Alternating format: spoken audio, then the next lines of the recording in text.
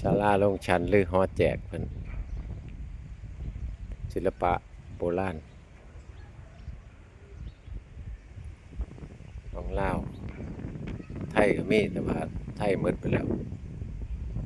ของลาว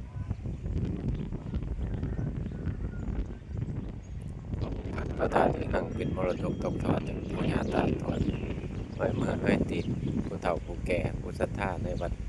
วาศาสนาพระสงฆ์องค์เจ้าหาเบิ่งยามพี่น้อง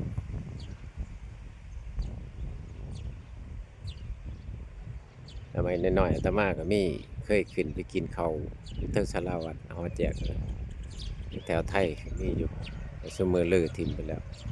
แต่ลาวเพิ่นยังมีอนุรักษ์ไว้ว่าเป็นมรดกทางวัฒนธรรมของชาติ